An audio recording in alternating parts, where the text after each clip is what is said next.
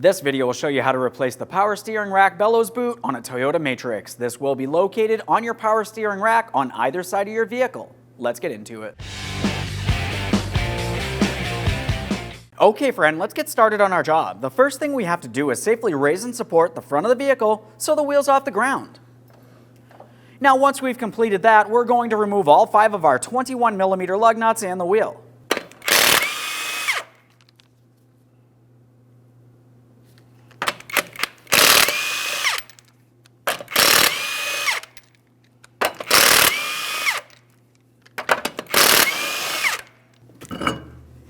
Now that we have the wheel off, we have a clear view of our tie rod ends leading in towards our power steering rack and bellows boot.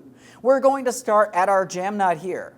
Now for this, you can use a 19mm wrench. You're going to be turning this clockwise, bringing the nut up the inner tie rod end. We just need to break it free from the outer tie rod end. You can also use some long pliers for leverage if that's helpful.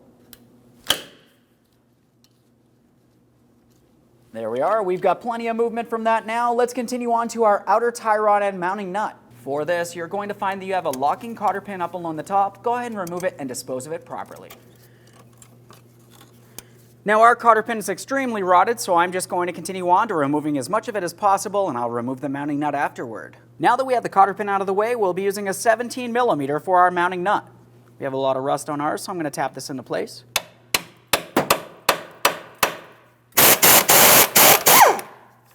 After a quick inspection of the mounting nut, go ahead and start it back on a couple threads. We'll use some penetrant in this area. And now we're going to use a hammer and lightly tap on the steering knuckle.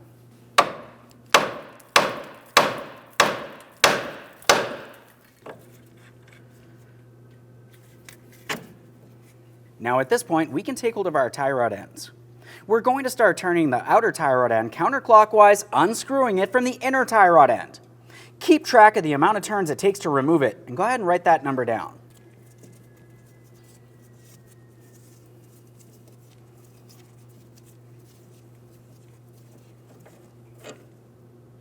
All right, my number was 14. Your results may vary. Now we need to remove our jam nut from the inner tie rod end. To do that, we're going to hold onto the inner tie rod end shaft. You can use some locking pliers if necessary, and your 19mm to remove the mounting nut from that inner tie rod end.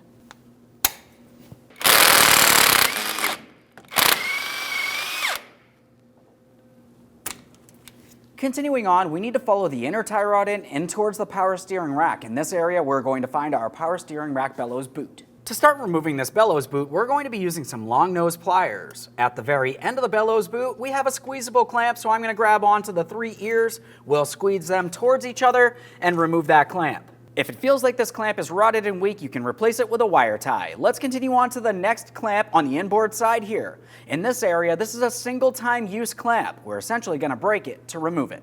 Now to remove this, I'm just using a long pry bar and a hammer at the far end. I'm just going to give this a couple taps to break it free.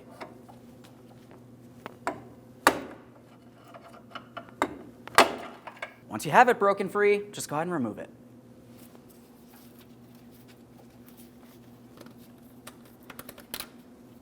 Continuing on, go ahead and take hold of the bellows boot. We're going to give it a twist and attempt to pull it out and away. If it feels like it's stuck in any place, continue on using an angled pick if necessary.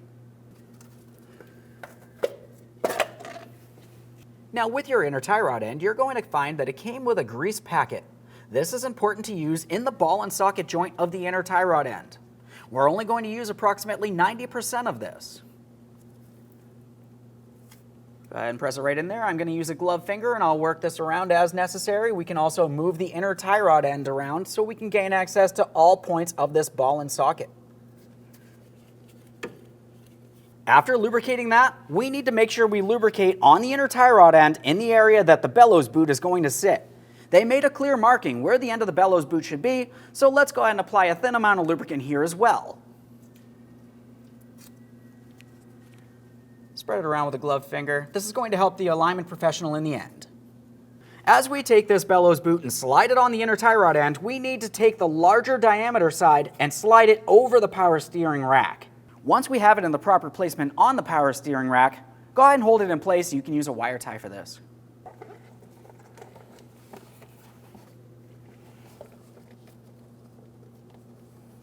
Just going to make sure that that's properly seated before continuing on with my wire tie here. Now, as far as our first wire tie, go ahead and start a loop, but we need to leave it loose because we have to slide it over the entire inner tie rod end down the bellows boot down towards where that power steering rack was. We'll go ahead and tighten that and make sure it's secure.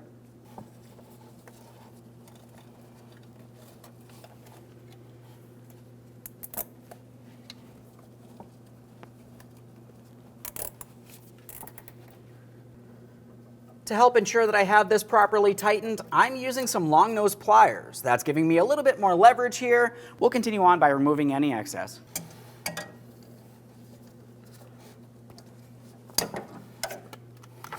Now it's time for the outer portion of that bellows boot. We'll go ahead and start this, but leave it loose. Slide it over the very end of the boot here. And now we'll make sure it's nice and tight. Continuing on, we're going to apply some anti-seize to the threaded portion of the inner tie rod end. I'm going to go approximately halfway up this. This is where I want my jam nut to be.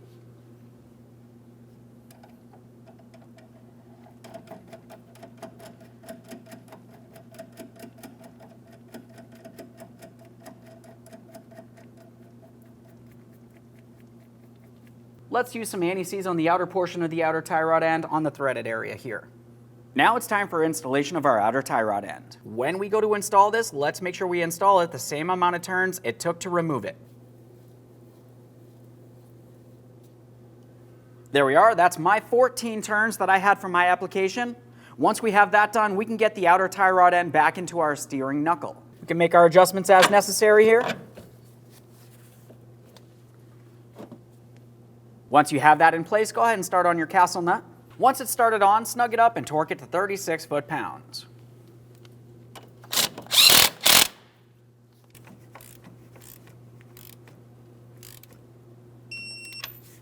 Once you have it torqued, we need to pay attention to the slots on our mounting nut in comparison to the port that makes its way through the stud of the outer tie rod end. It needs to be aligned so we can install our locking cotter pin. If it's not aligned, continue tightening the nut just enough that you can install the locking cotter pin.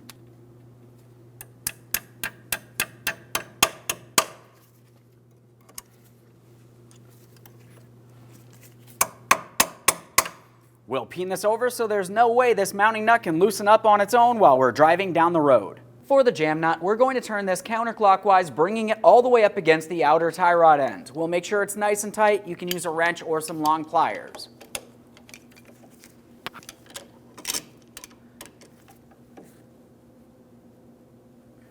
There we are. We'll just straighten out the outer tie rod end as necessary here. One last quick inspection in this area and we can reinstall our wheel.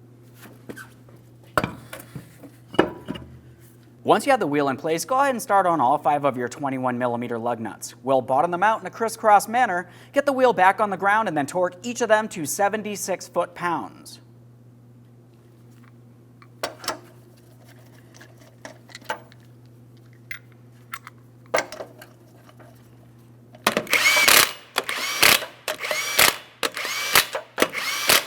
Now I have the wheel back down on the ground. Let's go ahead and torque these to that 76 foot-pounds.